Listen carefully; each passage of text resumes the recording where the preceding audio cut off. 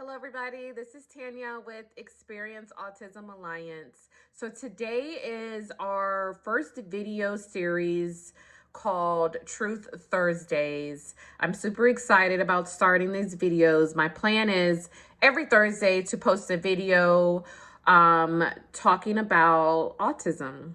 So last week, I posted on my Facebook and our Instagram about this new series. I wanted to bring light to the severe side of autism. The severe side of autism, we are the dark side. We don't get a TV show about us. We don't really get any media coverage about us. And I thought this is sad. And the only way to bring light to this side is to talk about it. And so with this being April and it's Autism Awareness Month, why not right now? And so that is really what this series is going to be about. It's going to be about raising children or adults with severe autism. I want to talk about the struggles we go through. I want to talk about how we get through them. I want to give tips. I want to give strategies that I've personally used. I would love for you guys to share your stories with me that I can share with other people, because honestly, it takes a village to raise a child. And I have learned so much from other moms, sitting in waiting rooms, chatting. They tell me something that they've done. I go home, I try it, it works. And that's really what I want to do. That's really all I want to do is give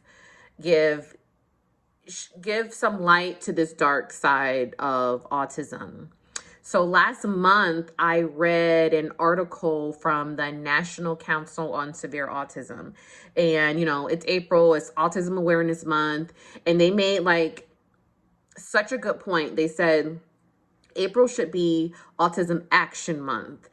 Everyone, you pretty much know or think you know about autism. Everyone's aware of autism, but it's time to take action. And that just really lit a fire in me. I got excited and I was just like, yes, that is exactly it. It is time to take action. It is so many families like myself that are living in crisis, and no one's doing anything about it. No one wants to talk about it. So I figured, why not use this platform to start the conversation, to start bringing some light to this side of autism, the severe side.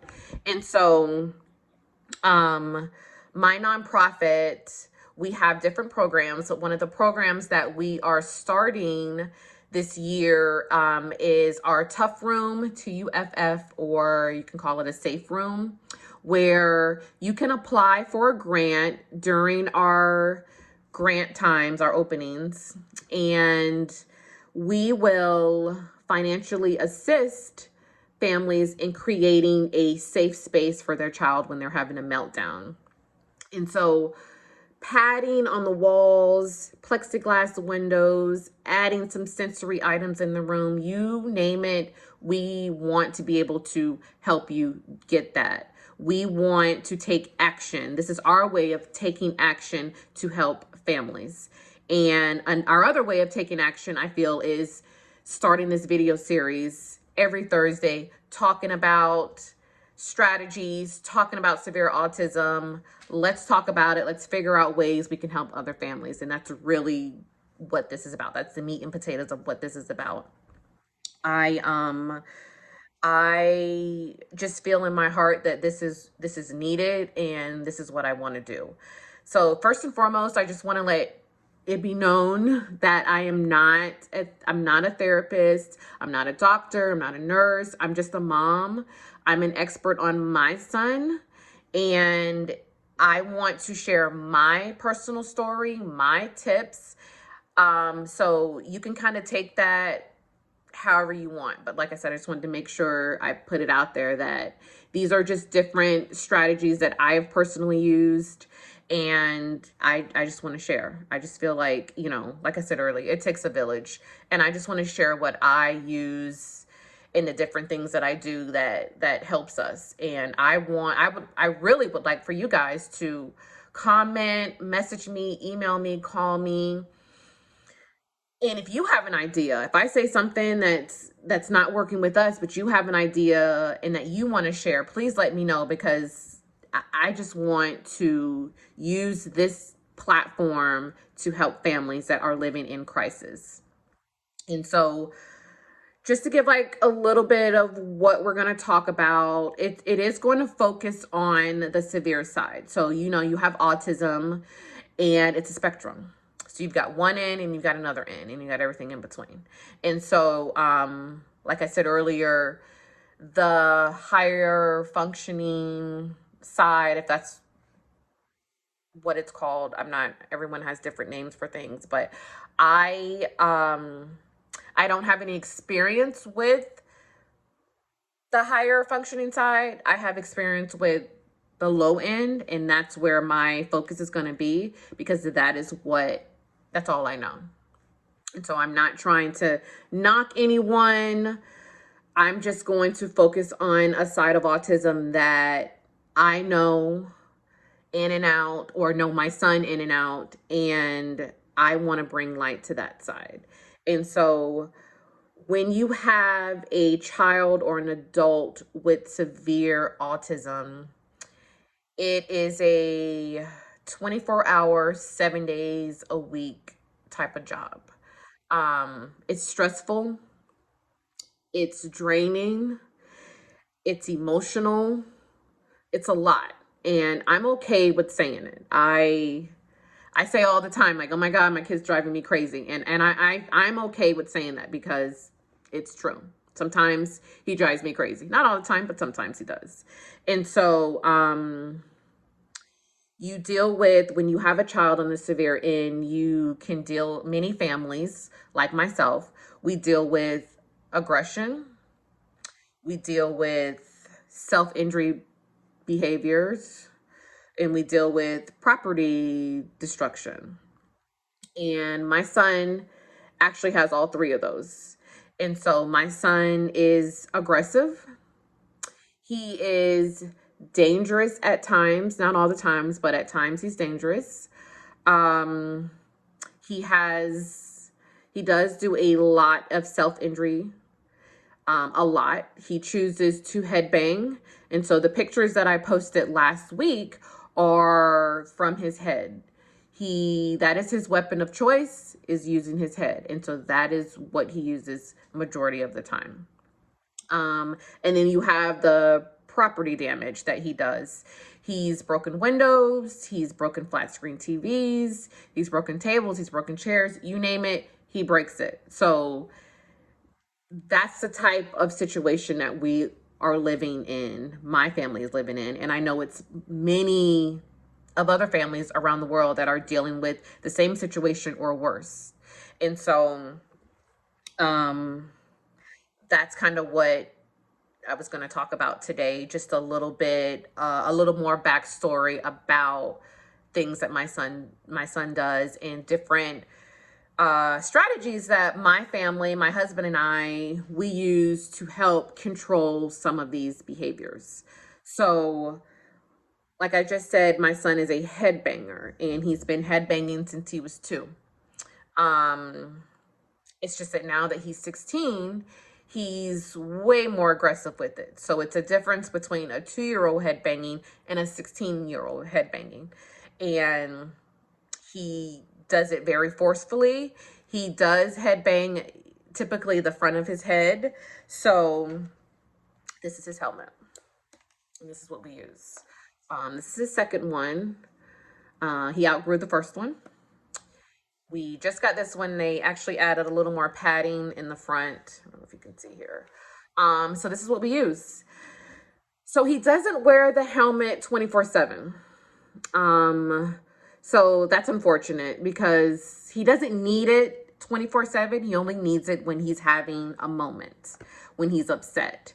Avery doesn't typically give us a warning before he's going to headbang. He just doesn't. So if I'm in another part of the house and he gets upset, he immediately goes to headbanging. And that's typically when the holes in the wall occur, if I'm not in the same room. So for an example, if I hear Avery banging, I go back there. I will start with a verbal command of like, stop head banging. And then I do try to block him. So sometimes I'll use like a pillow, or like we have like this little cushion board we'll put to try to block him from head banging. Typically when I do that, that's when he comes after me, because I'm trying to block him from hurting himself. So I do give him 1 to 2 warnings verbally to stop banging. Then we get the helmet. So lately it has been difficult for me to get the helmet on him by myself. So like I said, Avery is 16. He is 6 feet tall. He's a big boy. And he's skinny, but he's very strong.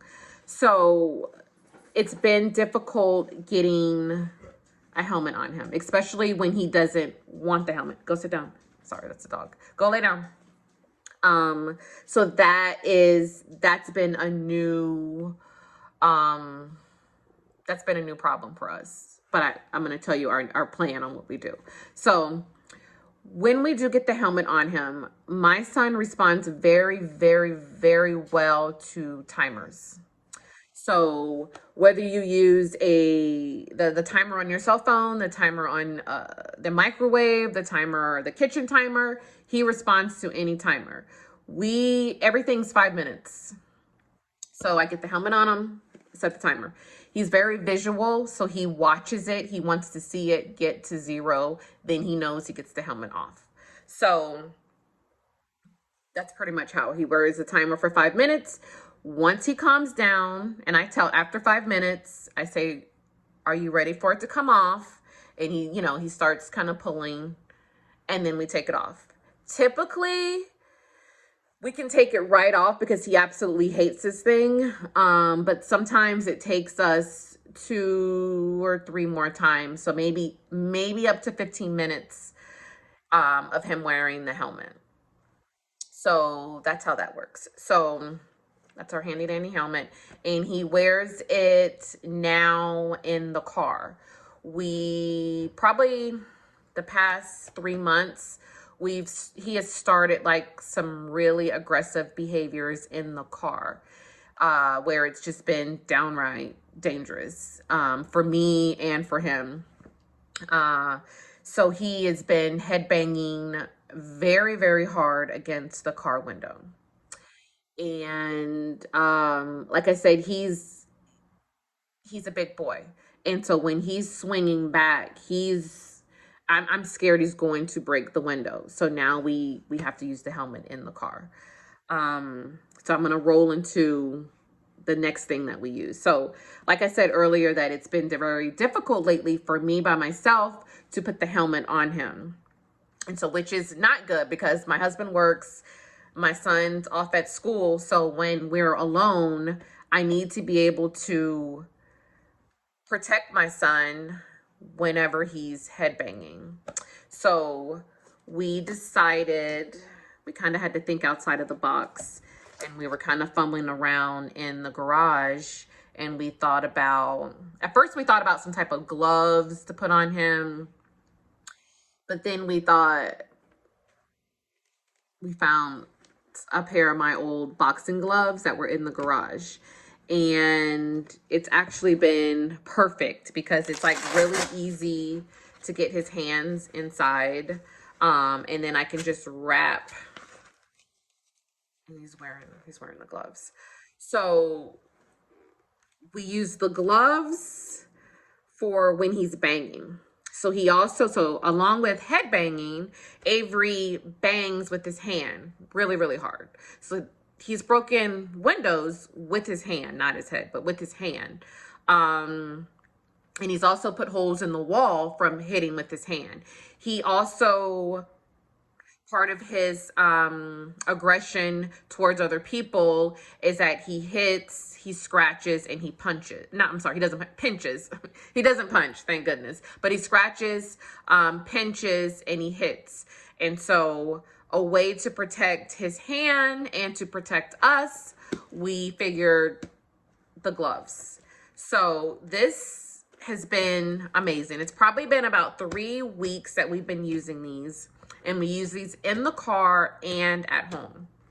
And so the first time we tried to put this on him, it was an absolute disaster. It just took my husband and I like forever to get, he didn't understand it. He didn't like it. He didn't want it. But we had to get him on him. So probably after like the 3rd time, now I can put these on him without any assistance. So I'm about 90% compliance. Even when he's upset, he will give me his hand so I can put them in here. And it goes the same way. So now, even if he's headbanging, because now he can unsnap this here. He unsnaps it. He's figured it out. So the only way to keep the helmet on to protect his head is that we have to use the gloves. So it comes hand in hand. And it also, even if I put the helmet on him, he's still gonna bang with his hand and he's gonna take the helmet off. So we pretty much, it's a pair now. They have to be used together. So the first thing that I do, so if Avery's upset, he's banging his head, I'll verbally talk to him to try to calm him down. If that doesn't work, then, which after the 2nd time, I say it twice. 2nd time, I get the gloves. And now, put his hands in the gloves, wrap them up, and then I'm able to put his helmet on him. And everything, like I said, is 5 minutes. So this he sits in front of the timer, he waits for it to come off, and it's perfect. And like I said, we also use this in both of these in the car, and it's been fantastic. Some families may not want to use anything like this, but this is a safety concern. We have to protect my son. And so he has to wear this helmet. He has to wear these gloves because he will hurt himself or he's going to hurt someone else. And like I said, especially in the car, that's been the most dangerous because I'm just scared that he's gonna break the window with his hand. And that's just very, very scary when you're in the car with someone that strong, forcefully hitting the window and banging his head. So this turned into like a crisis for us. We had to come up with something, and we had to come up with something fast. And this is what we've kind of come up with. This is what we've done. And so I wanted to share just some of the tips, share some tips on what we are personally using and what we're personally doing. Do I think we're gonna have to use this forever? I don't think so, because he's responding very well to it, and he doesn't like it. And I think that he knows if he bangs, this is what's going to happen. But at the same time, he's very sensory seeking. And so I think the pressure of this helmet on him, because it's snug, I think the glove, and when it's a little snug on his wrist, oddly enough, it kind of calms him down. So I really think that he's in such a sensory overload, and the combination of these 2 items are, oddly enough, I think it's in a weird way helping him, because it blows my mind that he is willingly giving me his hand to put in this glove. So I don't know, but this is what we're using. This is what's working right now. And yeah, so we use the helmet. They come hand in hand. And unfortunately it is used daily, but like I said, I pray that we don't have to forever use this, but if we do, at least we know this is what's working. And this is the most it's safe. It's keeping him safe. It's keeping us safe. He's not breaking things. He's not hurting us. And that is really what's number one to us, is keeping him safe and keeping myself safe and others safe. So yeah, so that's that. This is my Thursday's truth on what we use in the house and in the car. And I hope that my story is able to help someone that may be going through something similar to this. Maybe you need to bust out the old boxing gloves and see what happens. Like I said, he doesn't punch, so it works great for us. Like I said, he can't scratch us or pinch us or hit things. So this is what we're using. So I don't want to, we're already at like 20 minutes. So this is it. Thank you guys so much. If you have any questions, or if you want to bring up a topic that you want me to talk about that maybe you don't want to talk about, please email me, call me, message me, and I'll talk about it. I have no issues doing that. And yeah, next week I will talk about potty training. That's another big topic that's not talked about. And so I don't have a problem sharing our story. And I would really, really love to share some of the strategies that we've used to finally get my son potty trained. But that'll be next week. So yeah, so thank you guys for tuning in, and please share my video, and let's just keep talking about this. Let's make this Autism Action Month. It is time to take action. It is time to bring light to the dark side of severe autism that's not typically talked about. And, you know, that's what I want to do on our Truth Thursdays. Thank you guys so much. Bye.